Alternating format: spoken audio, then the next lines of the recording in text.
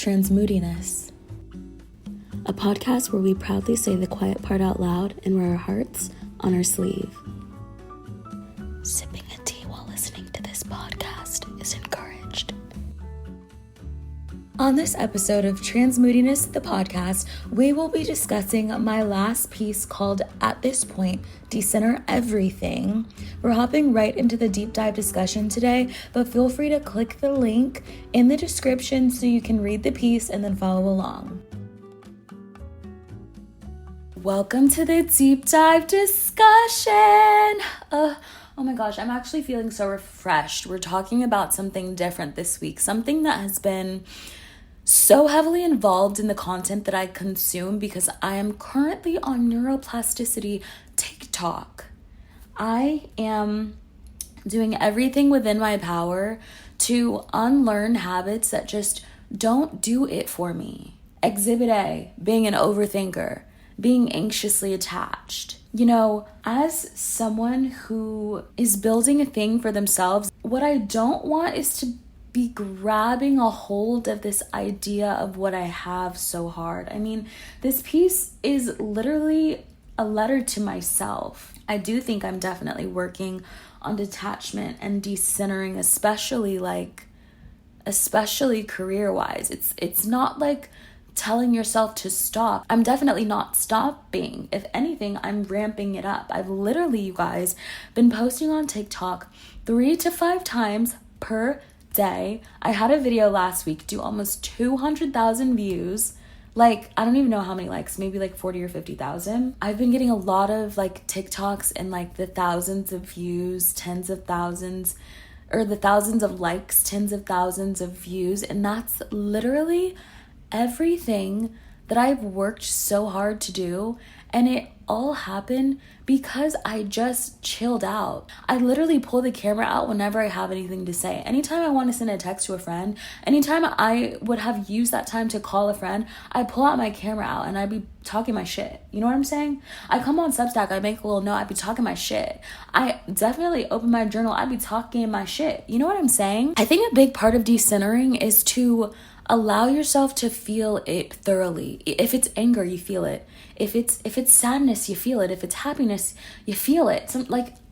I think it is the best when you feel it so hard that you cry. Because 9 times out of 10, you're not going to do that again. A lot of that built up energy comes from the fact that you're not allowing yourself to release that energy. And then the other side of it, you're not allowing yourself to see yourself in that new light as that new thing. You know, if you want to be an author and you're writing a book, don't be like, I'm writing a book yet, but I don't know when it's going to come out and I don't know when it's going to da-da-da-da.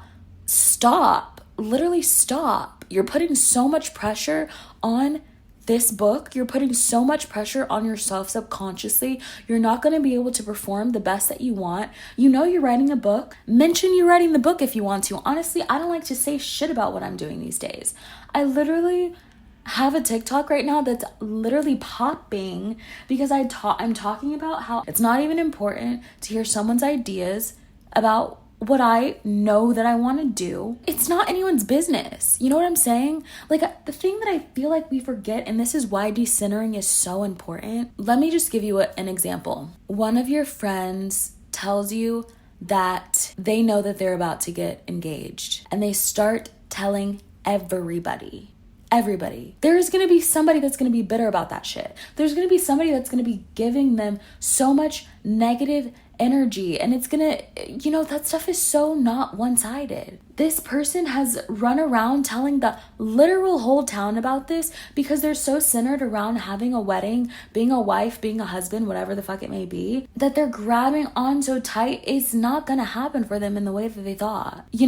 Maybe all of this energy that they're festering up is putting so much on their partner that they don't even want to propose anymore. When you set your focus on something so unintentionally and you just get so grimy about it, it's not that thing won't come to pass, because it could, but it is that you're not going to enjoy that thing because you've idealized it. Imagine if someone was a super fan of you. They were literally obsessed with you. They literally stalked you because they just love you so much. And then you decided to be in a relationship with them. And it's still not enough for them. They're still stalking you. They're still latching onto you. They're still blowing up your phone. That shit's not fucking fun. That's what it's like when you are so centered around a thing. And this is such a piece to myself because I get so fixated on the things that I'm working towards. It's just like, it's never going to be the day that it is today ever again. You're putting all of your eggs into a basket and you're missing out on your life. You're not letting things come to you. You're blocking your blessings and you're not allowing opportunities to flow as they could if you just chill the fuck out sometimes. I feel like there isn't that much to say. I feel like I've never explained a concept of mine better. You're gonna get exactly what you want regardless. So be confident in that choice to have that thing. You know you want it, believe you're gonna get it, and let it go. It's actually so simple. It's actually so simple. Somebody on TikTok said, to fall asleep, you must first pretend to be asleep. And that's how everything in this life happens for you. Oof. I've said a word. Call me pastor. Subscribe to Sunday Morning Juice. New pieces every Sunday. New pods every Tuesday. New YouTube videos every Thursday. And you can now listen to this podcast audio on my YouTube too if you miss it here, which you shouldn't. But thank you so much.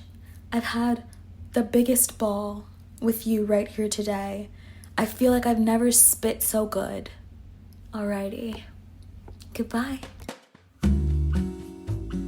Thank you so much for listening to the Sunday Morning Juice Transmoodiness podcast.